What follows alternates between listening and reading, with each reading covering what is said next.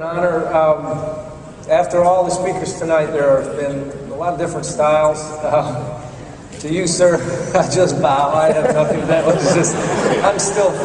fantastic. I'm not going to be quite that rah-rah. I just kind of talk from my heart. But I want to share with you, I want to share in as short a time as possible, 5 minutes, my story that spanned 4 Olympic Games. And I'll do that very quickly, but for those of you who don't know, I think many of you or most of you should be able to relate to it, because it's not about winning every time. It's about setbacks, it's about getting knocked down, it's about falling down and getting back up and having success defined in a lot of different ways. So I should say at the end, achieving my ultimate goal. First Olympics, 18 years old, fresh out of high school, just literally happy to be there. Bonnie and I made our first Olympic team together. Went in there maybe with a dream of a top 10 finish, and I finished. Came in 4th place. Missed a bronze medal by 16/100ths of a second. I was, you kind of think a little bit about what I could have done for that, but I wasn't disappointed. I was pretty happy with my performance. My goal had been met by being there, and I thought, I was pretty proud. I remember coming home on the airplane, and I'm thinking, God, you just got 4th at the Olympics. I wonder if you're going to have a parade for you when you get home. I swear. I didn't get my parade. I got a couple, that's too bad, nice try, and maybe next time. But it brought a lot to light. It made me realize a lot and about how people measure success. And really success to me is about giving it your all, about giving it 100%. It's not always about who wins and who loses. We are very fortunate to have come out on top, but not everybody does. I think, but success can be achieved with 100% effort.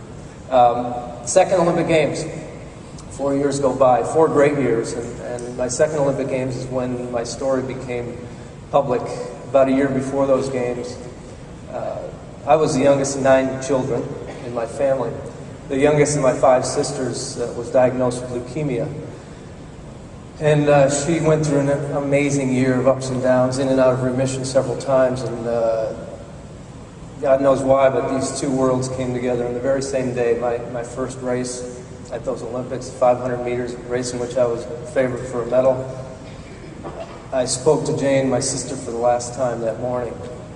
She passed away, and I was to race later that evening. And maybe some of you remember what happened that night. 100 meters into the race, I fell.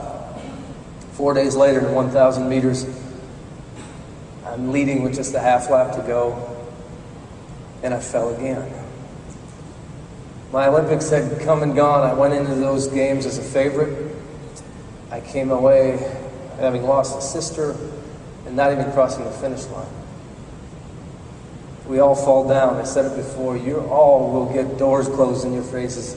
Somebody said it tonight earlier. You probably hear more no's than you hear yeses, at least initially. And so you've got to find ways to get up, to move forward, to learn. Maybe most importantly, learn from those situations. And, you know, if you can learn, it always makes it easier to take steps forward, to get up and move forward. My third Olympics would come 4 years after that. I went in as a favorite again, world record holder and a world champion. And I finished 4th place again. 3 guys beat me. For the first and only time in the history of the Olympic Games, after 1992, we only had 2 years to wait till another Olympics. They wanted to start to stagger the summer and the winter games. And so I was going to keep going. Bonnie was keeping going. We were going for our 4th games. Bonnie had 3 golds and a bronze by this point, and I had all the success in between that she had, but the Olympics hadn't happened for me yet. And so 1994 rolled around, and I went into those games more heavily favored than I'd ever been in any other Olympics. 5 fastest times in history, 46 World Cup wins. I wasn't going to come away without a medal in the 500 meters. And I did. I slipped in the last turn. I didn't fall, but I slipped. Lost all my speed, all my momentum, and I didn't win a medal.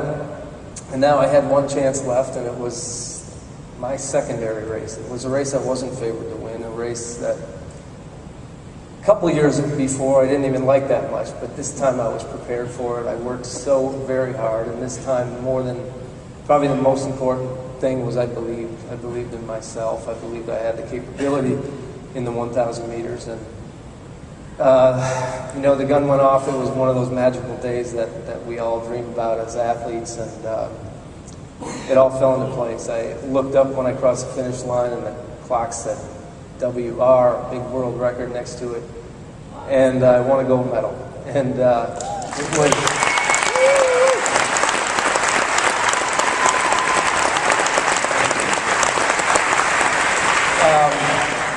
you know, all the cliche stuff you get, you know, my story kind of speaks for itself, but it is true, and I think it relates a lot to what all of you here in this room have to do, have ahead of you, and what is success to you? How much success do you want? I mean, there's some special moments at the end for all of us. We all got to hear that national anthem played, and it was one of the most amazing days of my life.